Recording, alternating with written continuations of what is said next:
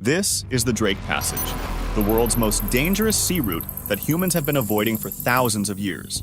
Even before the year 1578, no human in the world knew about it. While many people think that the main purpose of building the Panama Canal was to connect America's eastern coast with South America and the rest of the world through a shorter route.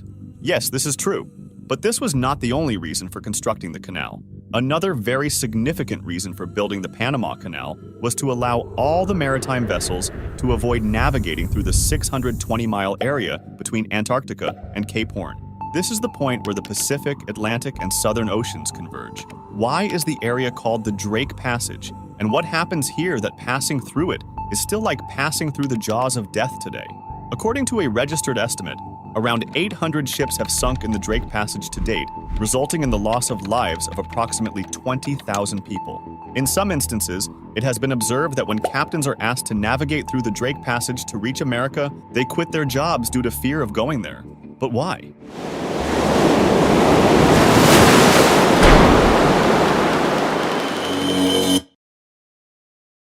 So, to understand all these things, first we need to know why it's called Drake Passage. In the 15th century, when a pirate named Francis Drake became a terror in the entire Atlantic Ocean, it was a time when the British and Spanish empires were vying for control of the world.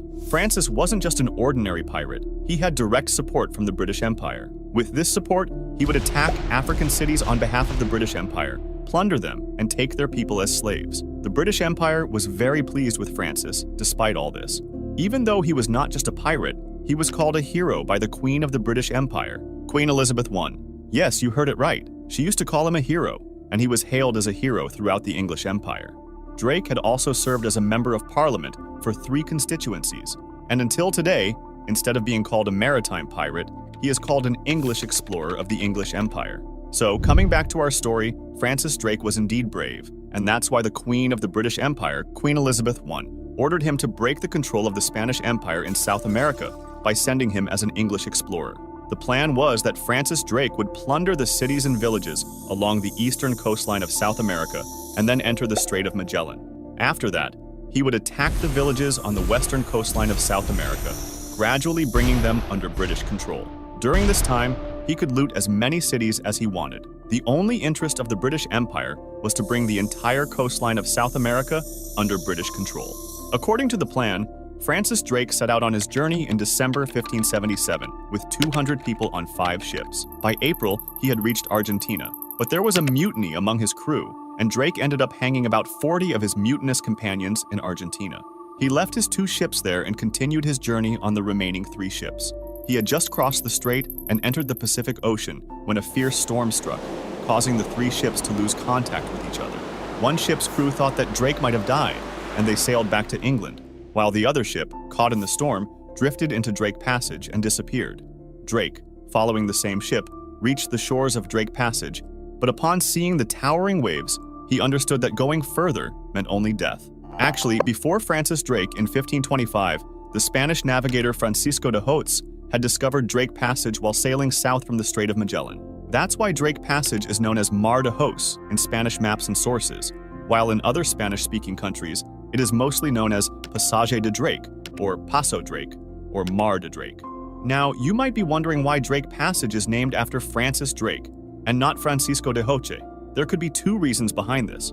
The first reason could be that Francisco de Hoches might not have faced today's Drake Passage because it is not clear whether he sailed through it or not, as his mention is only found in Spanish maps and Spanish sources. The second reason could be that by the 1800s, the Spanish Empire had diminished in size compared to the British Empire, so perhaps the British chose to name it after the maritime pirate Francis Drake, whom the British Empire considered their hero, to assert their dominance. So, returning to our story, while following his ship, Drake reached the shores of Drake Passage.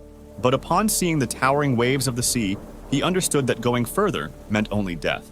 So, Drake turned his ship back and headed towards the western coast of South America again. Then, plundering along the western coastline, Drake reached San Francisco. It was after this incident that the area was named Drake Passage, because no other ship had ventured into this part of the sea before him. Or if they did, they probably didn't survive to tell the tale. Drake had told his close companions that he felt there might be another world beyond the sea, or perhaps an undiscovered island where no one had ever set foot. What Drake actually mistook for an island was Antarctica. For thousands of years, humans had believed that there must be a continent here. The Greeks called it Terra Australis Incognita, meaning the unknown southern land. But no one had ever seen it with their own eyes. The question in your mind will be, why is this Drake Passage so dangerous? In other places in the world, the oceans meet each other. Then what is it like here? Nestled between the southern tip of South America and the northern reaches of Antarctica lies a narrow strip of ocean that has earned a fearsome reputation among sailors and adventurers alike, the Drake Passage. This treacherous stretch of water, connecting the Atlantic-Pacific Oceans and Antarctica, Southern Ocean, is notorious for its wild and unpredictable weather, powerful currents, and towering waves. It is a place where the elements converge in a dramatic and awe-inspiring display of nature's power. At first glance, the Drake Passage may seem like any other stretch of open ocean where two bodies of water meet. However, its unique geographical location and the absence of any land masses to disrupt the flow of winds and currents make it a particularly challenging and dangerous crossing. Situated at the confluence of the Antarctic Circumpolar Current and the Southern Ocean Gyre, the passage is subjected to powerful westerly winds that sweep across the vast expanse of the Southern Ocean with incredible force. These relentless winds, known as the Roaring 40s, Furious 50s, and Screaming 60s due to their latitude, generate massive waves that can reach heights of over 30 meters or 100 feet during storms. The combination of high winds and towering waves creates extremely hazardous sailing conditions, with the potential to capsize even the sturdiest of vessels.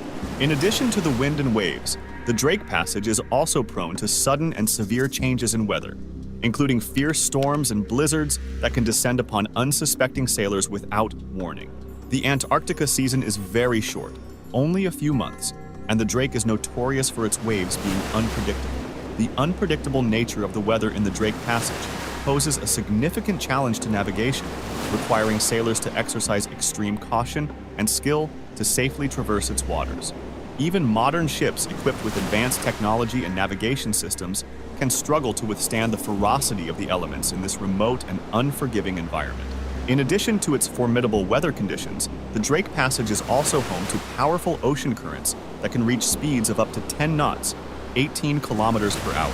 In early December, a TikTok vlogger who goes by Natasha shared a video of massive waves battering her cruise ship as it sailed through the Drake Passage between the Pacific and Atlantic Oceans at the southern tip of South America.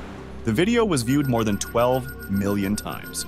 Just recently, on the last days of November, a 62-year-old American passenger was on a Viking cruise ship.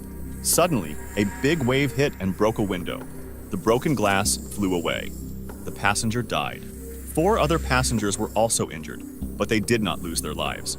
If your ship encounters any accident here, it means you are on your own. In the 20th century, with the advent of modern technology, the craze for exploration and discoveries surged. All explorers' eyes were now set on the South Pole. In 1914, the famous British explorer Ernest Shackleton intended to explore Antarctica. While crossing the Atlantic Ocean, when he reached near the Drake Passage, the waves of the sea pushed his ship into the glaciers of the ice. His ship was completely destroyed.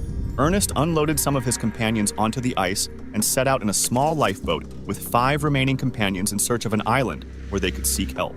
After wandering in the sea for a month, Ernest finally reached South Georgia Island, but the experiences he had in this 1 month were so terrifying that he wrote, "This is the worst and most dangerous part of our world's oceans, and reaching this island is nothing less than a miracle." Ernest also said that Antarctica is the last great journey left to man. In the next 3 months, 3 attempts were made, and Ernest managed to save the rest of his companions. No one died in this entire expedition. Similarly, the Marsem Fim was a 76-foot yacht owned by João Lara Mesquita, a famous Brazilian journalist and entrepreneur. He and his crew of 4 were filming a documentary about the Antarctic coast when they encountered a severe storm on April 7, 2012. The yacht was trapped in the ice of Maxwell Bay of Ardley Cove, about 1,200 kilometers south of the tip of South America. The strong winds and high waves tossed the yacht from side to side, causing it to list and take on water. The crew radioed for help and were received by the Chilean Navy in the base in Bahia Fieldas in Antarctica.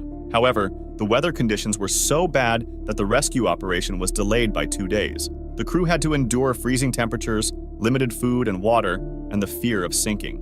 João Lara Mesquita wrote in his blog, "Then, with strong winds and high waves, the boat fray came to us. Our evacuation was epic. Waves of more than 1.5 meters and winds over 40 knots made the boat jump from one side to another, like a bucking bronco in a rodeo. When it got close, each of us threw ourselves into the arms of 3 Chilean crew members. Fortunately, all went safely. The Mar Sem Phim, however, could not be saved. The near-freezing water that had been tossed over the ship later froze and then split the hull when it expanded. This phenomenon is called compression, and is what was later determined to have been the final blow to the hull of the Mar Sem Phim, sending her to the bottom of the shallow bay. The yacht lay in about 30 feet of water, preserved and visible from above, for almost a year, until her recent rescue in early 2013. Owner João Lara Mesquita managed to return to the site and attempt to rescue the Mar Sem Phim. When the weather cooperated, divers wrapped strong lines under the hull and attached them to inflated buoys on either side. They would add more buoys which would all be continuously inflated, slowly raising the vessel that had been underwater for almost a year. Once the vessel surfaced, it was towed back to the shore, where the researchers recovered their equipment, and the Mar Sem Phim was most likely headed for salvage. The ship was reportedly insured for $700,000. However, the breached hull and damage from being submerged for 10 months would seem to indicate the vessel is beyond repair. In the last 10 years, many such incidents have occurred here. Although accidents have decreased with the arrival of modern ships, all maritime ships still hesitate to pass through here, preferring the Strait of Magellan route over the Drake Passage. However, even in the Strait of Magellan, there is often dense fog, strong winds, and very cold weather. When the ice of Antarctica melts, all the water goes into the rest of the world's oceans from here. This Drake Passage is also an example that no matter how great our technology becomes, we are still as helpless against nature today as we were thousands of years ago. Thanks for watching.